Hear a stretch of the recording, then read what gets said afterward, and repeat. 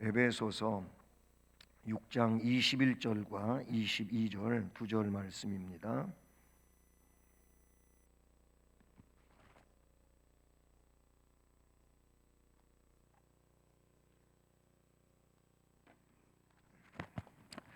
에베소서 6장 21절, 22절 두 절 말씀 함께 봉독하면서 봤습니다.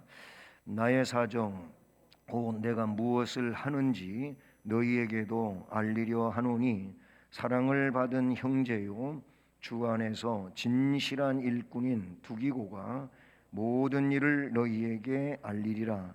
우리 사정을 알리고 또 너희 마음을 위로하기 위하여 내가 특별히 그를 너희에게 보내었노라.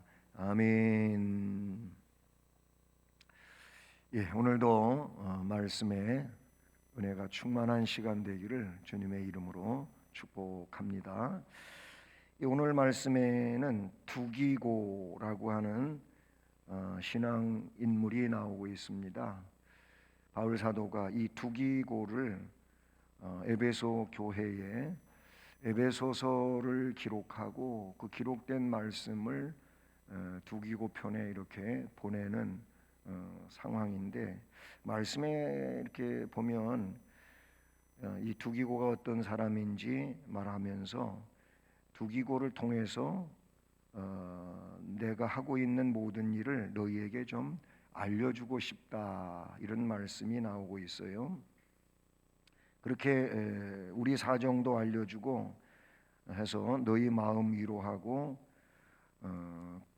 그 신앙 안에서 또 주님 의지하고 평안한 신앙생활을 살아가도록 그렇게 두기고를 너희들에게 보낸다라는 말씀을 하고 있습니다. 저는 그래서 오늘 이 말씀에서 두기고를 이야기할 때 훌륭한 일꾼인 두기고, 훌륭한 일꾼,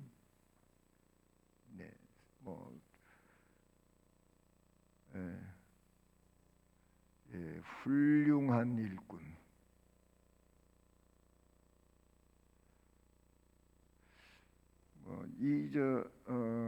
우리가 훌륭하다고 하는 것은 다 흠모하지요. 다 훌륭하게 되기를 원하고, 그렇지 않습니까? 훌륭하지 못하면은 결국 문제가 되지요. 그 신앙생활에서도 훌륭한 신앙생활이 필요하지요.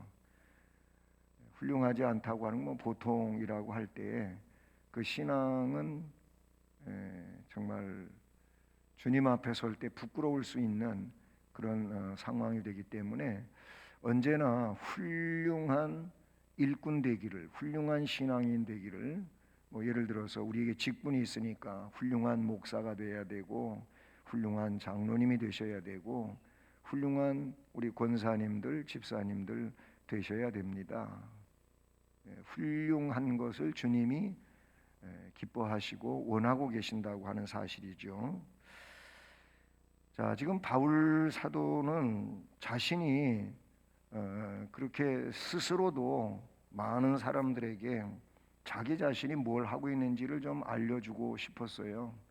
지금 바울이 다메섹 도상 사건 이후에 가고 있는 길은 오로지 십자가의 길입니다. 주님을 따르는 길이었어요. 그래서 그는 고린도서에서 또는 빌립보서에도 이야기하고 있지만은 그 주님을 본받으라고 하면서 자기 자신에 대해서도 이야기할 때 지난날 자기가 어떤 그 훌륭한 일을 했다 할지라도 다 잊어버린다 그랬어요. 잊어버리고 표대를 향하여 앞만 보고 간다. 여러분, 자꾸 신앙의 업적을 생각하다가 보면은요, 신앙의 업적이라고 해요. 지난날에 내가 주를 위하여 한 일이지요. 근데 그 업적을 생각하다가 보면 사람이 어떻게 되느냐면은 정체성을 잃어버려요. 교만하게 돼요. 자기 자랑만 늘어나요. 주님은 그걸 원하시지 않아요. 주님은 항상 전진하는, 앞을 향하여 전진하는 것을 주님은 원하고 계셔요. 왜 그러냐면 정체되어 있다든지 아니면 전진이 안 된다고 할 때에는 결국 생명력을 잃어버려요. 생명력을 잃지 않기 위해서는 어떻게 해요? 앞을 향하여 가야 돼요. 성경을 보면 뒤에 있는 것에 대하여는 잊어버리라고 이야기하고 있어요. 뒤에 있는 것을 생각하던 사람은 다 문제가 됐어요. 롯의 아내도 뒤에 것 앞을 보고 가야 되는데 뒤에 것 바라보다가 소금기둥됐다고 돼 있고, 애굽에서 나온 출애굽 백성들도 광야에서 가나안을 바라봐야지요. 하나님 말씀 믿고 가나안 바라보고 가야 되는데 지금 문제가 된 것 같으니까 자꾸 뒤에를 생각하는 거예요. 야, 우리가 애굽에 있을 때가 차라리 낫다. 거기선 맛있는 거 먹었다. 고기도 먹고 부추도 먹고, 부추가 나오더라고요. 부추도 먹고 뭐 그랬다는 거예요. 애굽에 있을 때 종으로 살았는데 그동안에 벌써 종이라고 하는 건 어디로 가버리고 그냥 애굽에서 여기보다 거기가 나섰다. 여기가 거기보다 못하다고 하는 것은 거기를 보라는 게 아니고 여기에서 저기를 보라는 거예요. 가나안을 보라는 거지요. 그런데 왜 애굽을 보는가 말이에요. 신앙은 뒤의 것을 보는 게 아니에요. 앞을 보는 거예요. 미래를 보는 거예요. 영원한 하나님의 나라를 보는 건데 그래야 훌륭하게 될 수가 있어요. 뒤를 생각하면 절대로 영적으로 훌륭하게 될 수가 없다는 것이죠. 자, 그런데 오늘 말씀에 이 두기고라고 하는 인물이 나와요. 두기고라고 하는 인물은 그 뜻이, 이름 뜻이 행운이라고 하는 뜻을 가지고 있다 그래요. 행운. 참 좋은 거지요. 그런 뜻을 가지고 있어요. 이 사람은 아시아 지방 성도로 나와요. 성경에 아시아 지방 성도.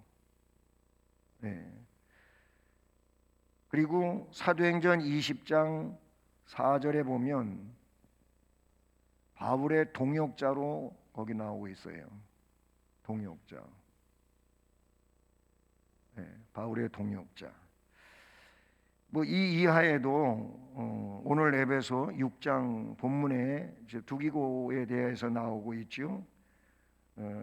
그리고 골로새서 4장 7절 뒤에도 다시 한번 언급할게요. 디모데후서 4장 12절, 디도서 3장 12절 이런 말씀들에 바울 사도가 이 두기고를 에베소로 또는 어디입니까? 골로새로 그리고 그 개인 서신인 빌레몬 있죠? 빌레몬 오네시모의 주인 빌레몬에게로 그때 심부름 간 사람이 다 두기고예요. 두기고. 물론 빌레몬에게 보낼 땐 오네시모와 이 두기고를 함께 보내는 것으로 성경에 그렇게 기록이 되어 있죠. 근데 여러분 오늘 에베소 그 6장 20절 말씀에 보면 여기에는 뭘로 나옵니까? 이 일을 위하여 앞에 그 본문 앞절이죠. 이 일을 위하여 여기서 이 일 이거는 복음 증거예요. 복음 증거하는 일입니다. 이 일을 위하여 내가 쇠사슬에 매인 사신이 됐다. 거기 쇠사슬 나오고요. 이 쇠사슬에 매인 사신이 됐다고 나옵니다. 결국 여기서 쇠사슬에 매인이라고 하는 말은 지금 옥에 갇혀 있다 그 말이에요. 쇠고랑 차고 옥에 갇혀 있다 그런 뜻이에요. 근데 그 에베소서 여기도 에베소고요. 3장 1절 말씀에 가보면 거기는 어떻게 표현되고 있냐면은 에베소서 앞부분이죠. 그리스도 예수의 일로 너희 이방을 위하여 너희 이방인들을 위하여 여기서 너희는 에베소 교회를 말하는데 에베소 교회는 예루살렘에서 한참 떨어져 있는 소아시아 지방 사람들이죠. 이방인이에요. 이방인을 위하여 거기에는 갇힌 자 된 나 바울 그랬어요. 갇힌 자 된 나 바울. 나 바울이 말하거니와 그렇게 되어 있습니다. 여기서는 갇힌 자로 이렇게 되어 있습니다. 지금 바울 사도는 복음을 증거하다가 예루살렘에서 체포돼 가지고 예루살렘에서 재판을 받다가 나는 예루살렘에서 뭐 총독에게 재판받는 걸로 끝나지 않겠다. 나를 황제한테서 재판받도록 해달라. 로마에 가서 황제 아래서 재판받도록 해달라. 그래서 청구해 가지고 그렇게 돼서 로마로 실려서 가자는 가다가 뭐 유라굴로 광풍을 만나가고 배가 깨지고 다 죽을 것 같은데 하나님이 계시하신 대로 죽지 않고 밀레도에 이렇게 이제 배가 깨졌지만은 다 헤엄쳐서 건너가서 정착하게 되고 다시 거기에서 로마로 가는 이런 일들이 일어나게 되는데요. 어쨌든 그래서 로마에 가서 갇혔어요. 그리고 이 에베소서는 1차 투옥 때 첫 번 투옥되었을 때 기록되어 가지고 이제 에베소로 보내게 되지요. 오늘 제가 이런 내용들 속에서 말씀하고자 하는 것은 바로 이 두기고에 대한 내용인데, 두기고가 여기 제목에 설명되는 것처럼 훌륭한 일꾼이라는 거예요. 그 본문에 어떻게 나오고 있습니까? 사랑을 받은 형제로 이렇게 나오고 있습니다. 네, 사랑을 받은 형제. 근데 말씀에 어떻게 되냐면 사랑을 받은 형제로 나와요. 그러면 이 사랑을 받은이라고 하는 말은 지금 벌써 완성되어진 내용의 과거적인 의미를 지니고 있어요. 이 두기고라고 하는 인물은 바울 사도에게 있어서도 그렇고 이 두기고를 알고 있는 모든 사람들에게 있어서 사랑받은 형제예요. 그렇게 살아온 사람이에요. 그 내용을 본문의 21절에 그렇게 소개하고 있죠. 사랑을 받은 형제요 그랬어요. 앞에 얘기한 것처럼 이 두기고는 아시아 사람이었기 때문에 에베소도 소아시아 7교회에 속하잖아요. 그렇죠? 그러니까 아시아 사람으로서 소아시아에 있는 이 에베소 교회를 방문하는 데 있어서는 아주 안성맞춤이다 그 얘기예요. 그런 얘기 있어요. 우리 대한민국 사람들이 우리는 이제 뭐 홍익인간 이념을 가지고 있지 않습니까? 그런데 그 피부 색깔 자체가 백인도 아니고 흑인도 아니고 딱 중간에 있어요. 황인종이라고 하는 우리 대한민국 사람들은요. 그래서 선교학에서 물론 우리나라 선교 신학자들이 이제 그런 주장을 많이 펼치고 나왔는데 선교학적 측면에서 세계 선교를 감당하는 데 있어서 딱 맞는 인종이 황인종이고 대한민국 사람이래요. 흑인, 아프리카에 가면은 유색인종으로서 백인은요 굉장히 거부감을 느낀대요. 또 백인 세계의 흑인 이 또한 사람 취급을 받지 못해. 역사가 그래요. 지금까지도 사실 그렇다고도 봐요. 예, 물론 중국 사람들이 세계 각곳에 가서 좀 안 좋은 일들을 꽤 하나 봐요. 그래가지고 이 중국 사람들에 대한 인식이 안 좋아요. 그러니까 뭐 한국 사람이 중국 사람하고 비슷하게 생겼잖아요. 그래가지고 우리 괜히 그 사실을 알기 전에는 한국 사람이 괜히 중국 사람으로 착각되어서 미움받는 그런 일이 있다고는 해요. 그런데 어쨌든 선교학적 측면에서 복음을 세계 만방에 증언하는데 한국 사람들이 최고 좋다는 거예요. 예.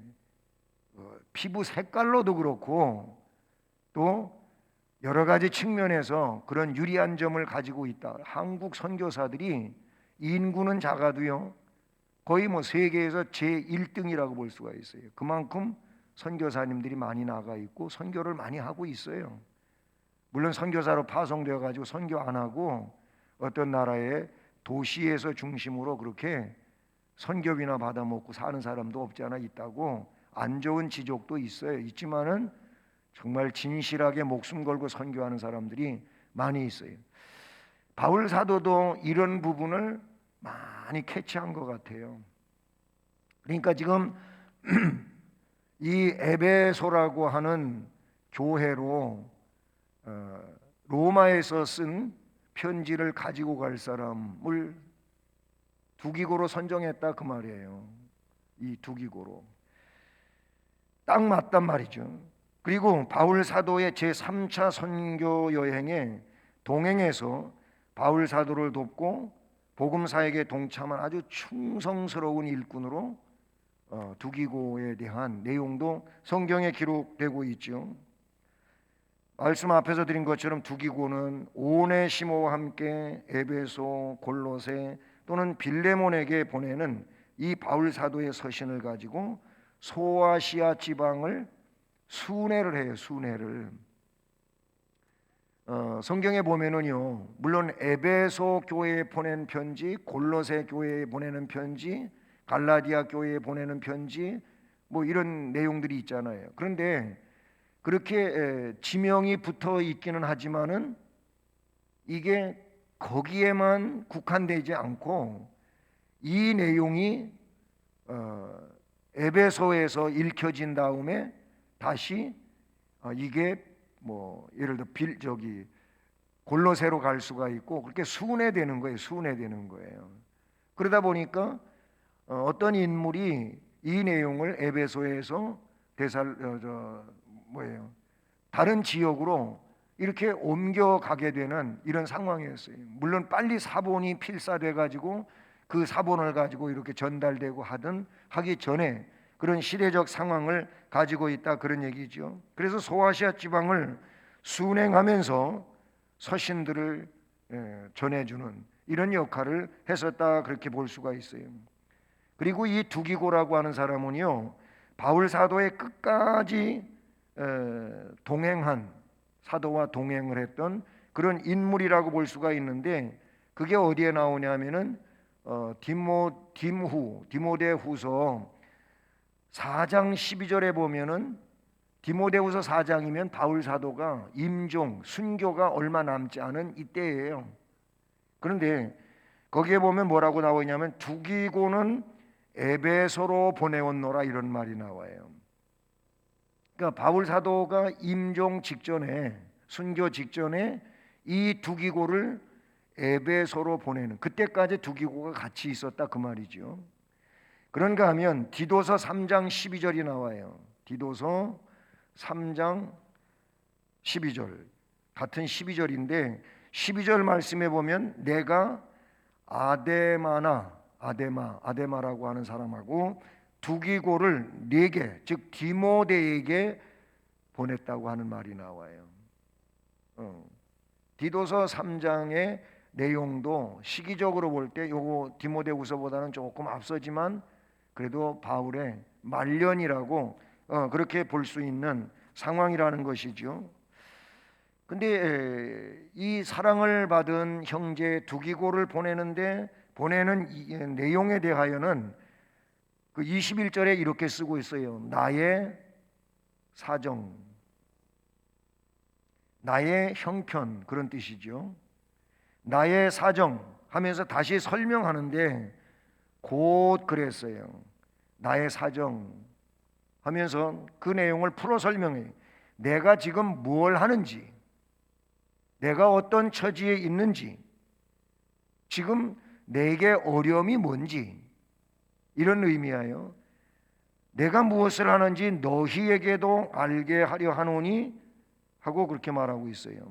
지금 내 형편, 내 사정, 내게 있는 어려움 이런 것들을 에베소 교인 너희에게도 알려주고 싶다 그런 말이에요. 그렇게 하면서 그거를 이 사정을 알려주기 위하여 사랑을 받은 형제 두기고를 너희에게 보낸다라고 말씀하고 있는 내용이죠. 여러분 자신의 행하는 일 지금 옥에 갇혀 있다고 하는 상황은 자칫 잘못 이해를 하면은 이런 식으로도 사람들이 인식을 할 수가 있어요. 아니 그렇게 능력도 많고 예? 대단한 역사도 일으켰던 사도가 아니 힘없이 가서 옥에 갇혀서 저러고 있냐고. 에이 틀렸어. 저거 하나만 봐도라도 이건 아닌 것 같아.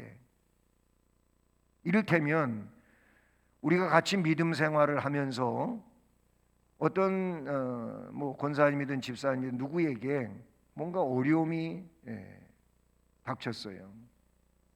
그럼 이 어려움에 대한 이해가 뭐냐 이거예요. 바울 사도가 지금 복음을 증언하다가 옥에 갇히는 어려움 중에 있잖아요. 그럼 그거를 조금 전에 얘기했던 것처럼 그 자체가 틀렸다. 뭐 사도가 저래. 이러는 사람이 있을 수 있어요. 성도가 삶을 살다가 고난을 받을 때 그 고난의 문제를 자꾸 그런 쪽으로 매도시키려고 하는 이들이 없지 않아 있어요. 그거는 자칫 큰 문제가 될 수가 있어요. 그러면 대표적으로 성경에 욥이라고 하는 인물을 보세요. 욥이 얼마나 큰 어려움을 당했습니까?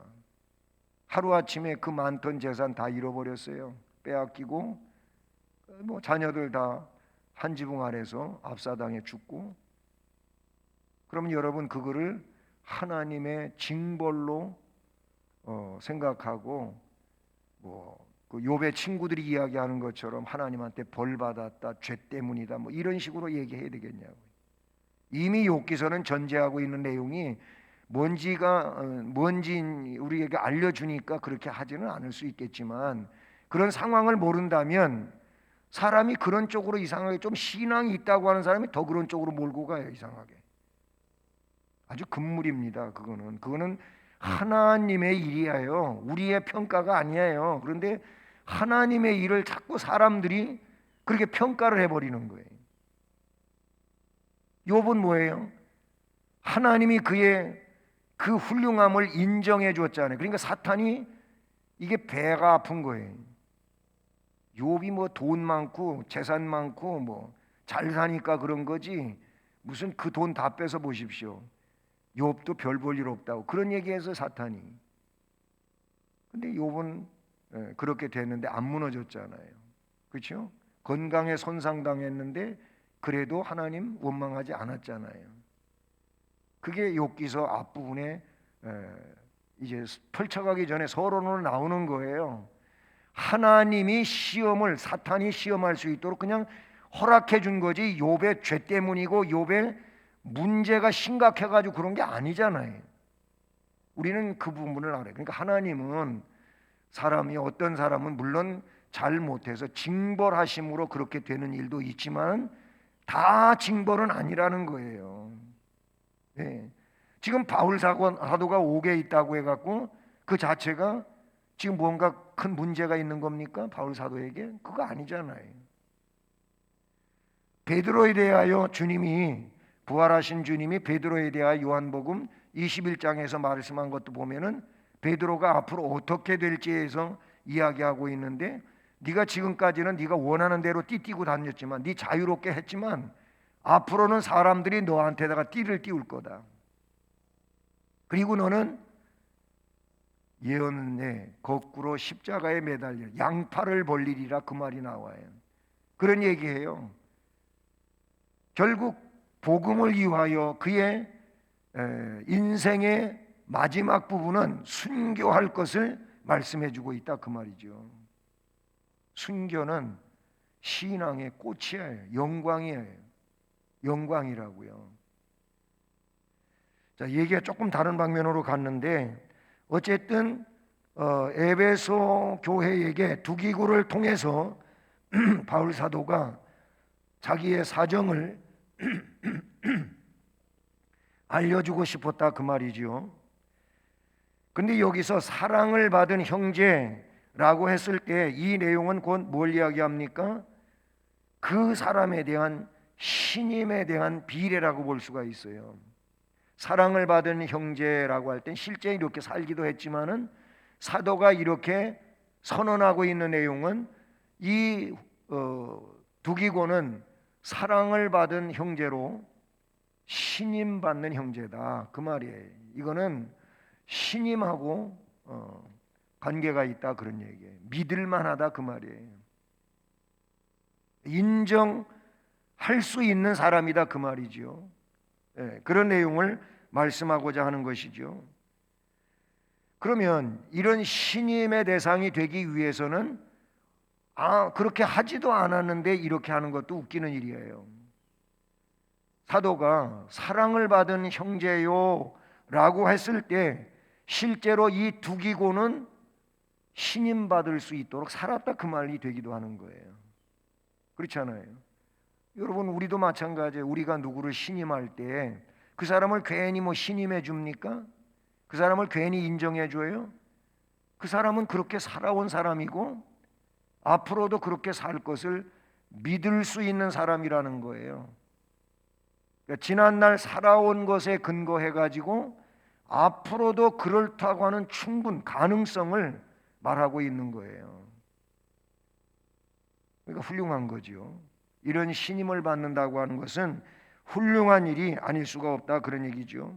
그리고 우리는 이런 내용들 속에서 깨달아야 될 것이 그리스도의 일꾼이 되었다고 한다면 그런 모든 그리스도의 일꾼들은 이 두기고처럼 사랑을 베풀 줄 알아야 돼요. 사랑을 베풀었기 때문에 사랑을 받은 형제가 되는 거예요.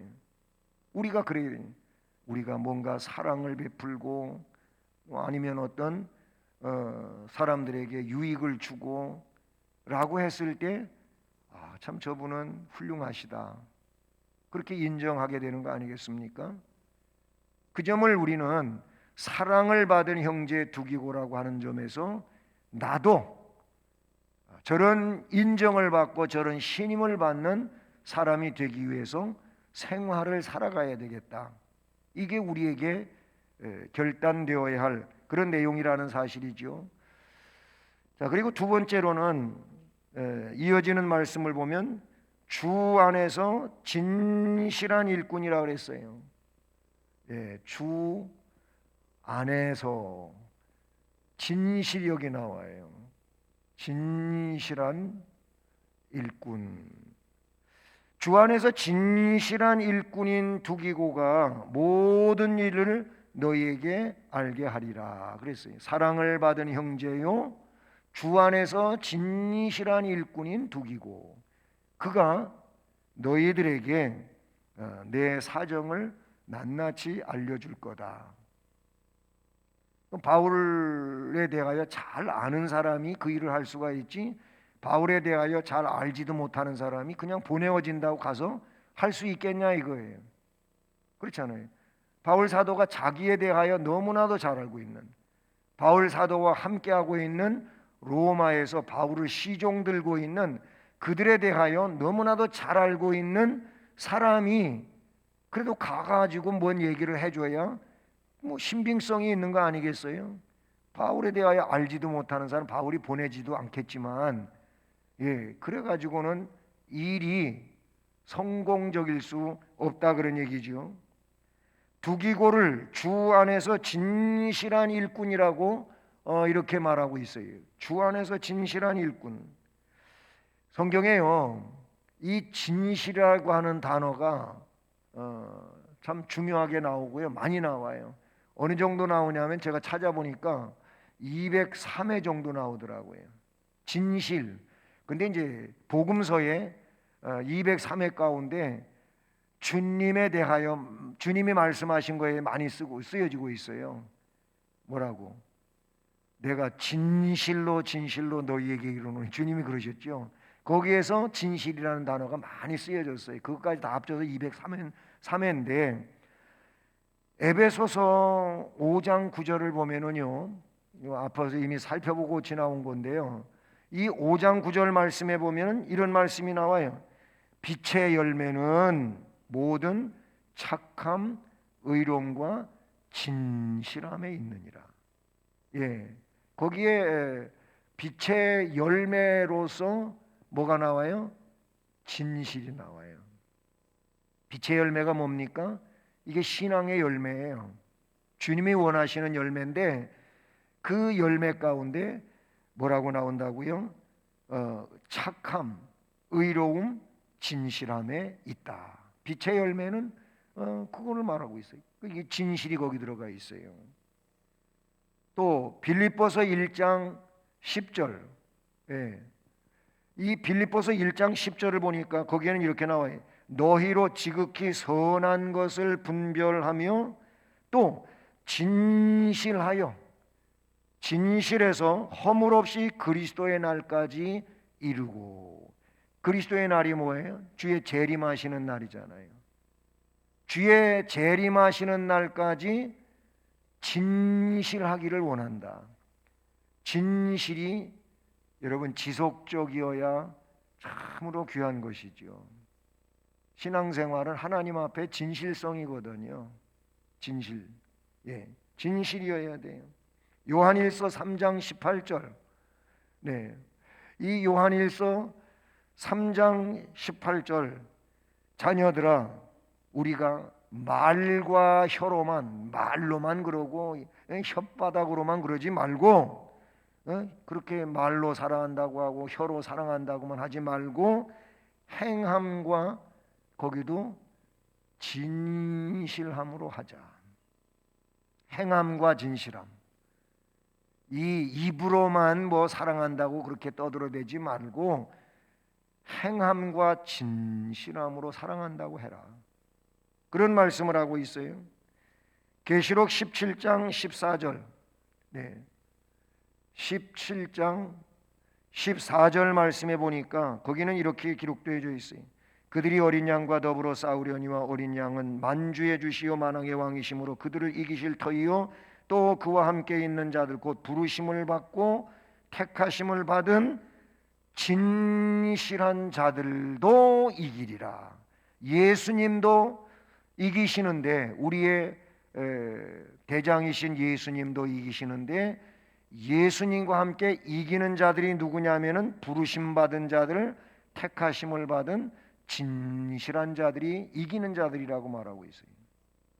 거기에도 이 진실이 곧 승리라고 하는 것을 나타내주고 있는 것을 우리가 볼 수 있다는 사실이죠.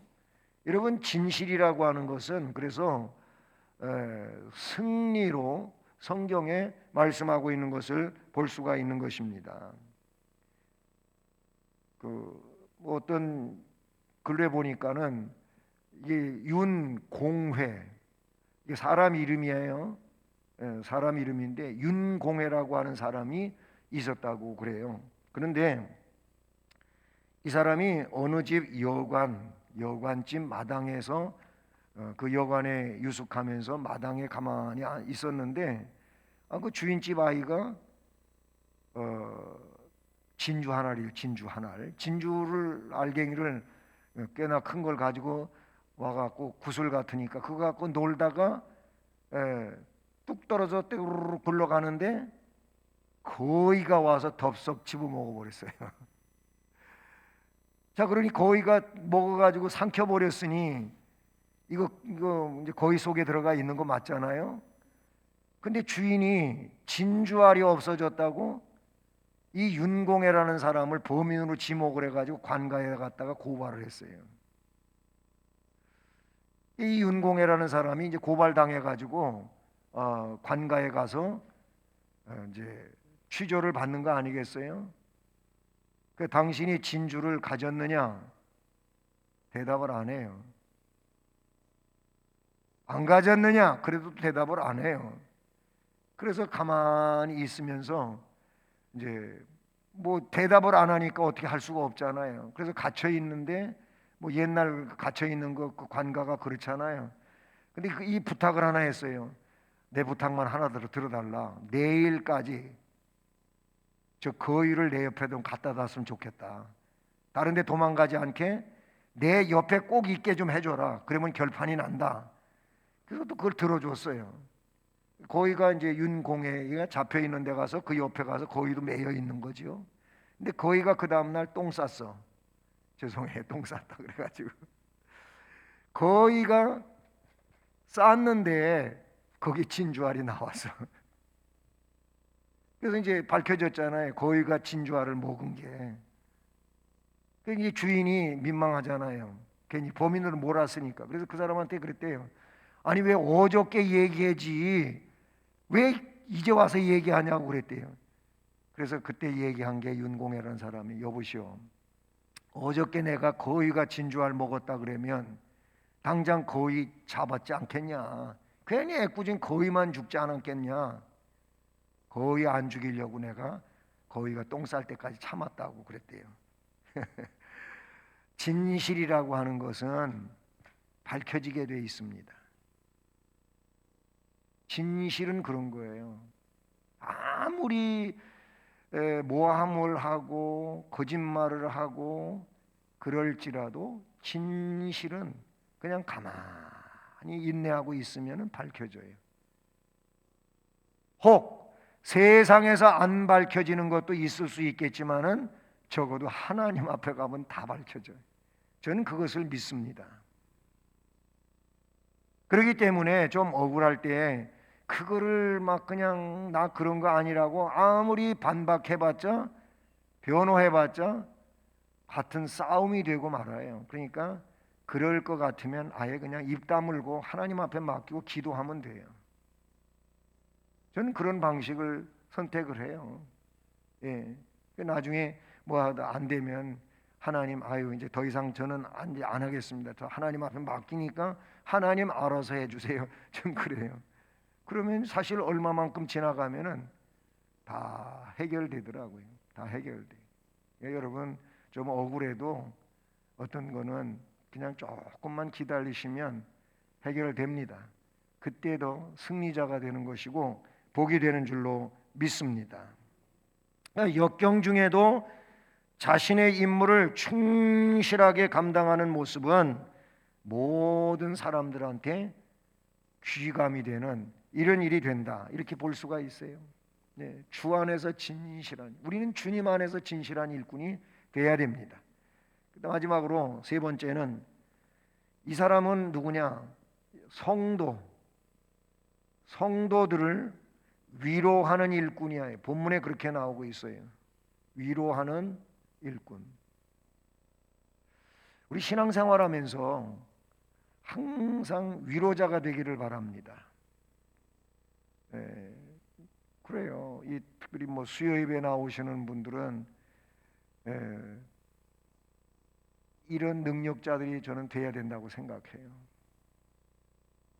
근데 여기서 위로하는 일꾼이라고 하는 말이 나오는데 위로하지 않는 상처 주는 일꾼 되면 안 돼. 그럼 일꾼이라고 말 붙일 필요도 없겠지만은 위로의 반대는 상처 주는 거예요. 상처 주는 거. 예? 상처. 예. 아픔을 주는 거지요, 뭐. 상처는 그런 거 아니겠어요? 아픔, 고통. 왜 그래요?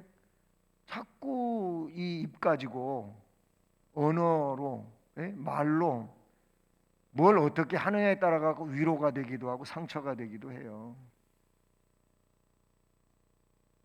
누가 뭔 좀 상처되는 이야기를 해도 그걸 좀 커버할 수 있는 자가 되기를 바래요. 같이 그냥 맞장구 치고 말이, 아 그래 맞아 나도 그렇게 생각했어. 뭐 이래가면서 그러지 마세요. 혹 그런 얘기가 누구 입에서 나오면, 아 그래도 그렇게 생각하면 안 돼. 하면서 그거를 좀 막아낼 수 있어야 돼. 막아줘야 돼요. 같이 맞장구 치고 막 그냥 해서 상처가 더 깊어지게 하고 이게 아픔이 되게 하고, 이거는 성도의 모습이 아니에요. 그래서 우리 주님의 위로로 우리가 복 받은 자 아니겠어요? 우리가 주님께서 우리를 얼마나 위로해 주셔요. 마귀는요 우리를 맨날 너는 죄인이고 넌 죄 때문에 큰일 났고 넌 죄 때문에 안 돼, 될 수 없어, 네가 무슨 성도야, 이게 마귀가 하는 거예요. 근데 주님은 뭐예요? 주님은 그래도 괜찮아, 그러니까 회개해, 내가 너와 함께하고 있어. 주님은 그거예요. 어떻게든지 그를 잘못된 것을 고치게 하고 새롭게 해서 그렇게 해서 쓰시려고 하는 게 주님이시죠. 이게 뭐냐면 위로예요. 위로하는 일꾼이에요. 그래서 22절 봐요. 우리 사정을 알게 하고 또 너희 마음을 위로하기 위하여 내가 특별히 저를 너희에게 보내었노라. 두기고를 너희를 위로하기, 너 마음 위로하기 위해서 특별하게 두기고를 내가 너희한테 보내지 않았느냐, 그거예요. 그러니까 위로의 일꾼으로 지금 에베소에 간 거예요. 예? 에베소 교인들은요, 이 사도 바울의 일에 대해서 뭐 그렇게 자세히 모르잖아요. 그러니까 누군가에 의해 바울 사도의 소식을 전해 듣지 않으면 오해할 수 있는 그런 부분도 없지 않아 있는 겁니다. 그 일로 마음에 근심이 된 에베소 교인들은 바울 사도 대신 위로해 줄 일꾼이 필요했었다, 그 말이에요. 위로자가 필요했었다는 거예요. 두기고는 그러니까 앞에도 얘기했지만 이 일의 적격자예요. 같이 소아시아 사람 중에 한 사람이고, 그리고 바울 사정을 너무나도 속속들이 잘 알고 있고, 그래서 그 상황을 에베소 교회,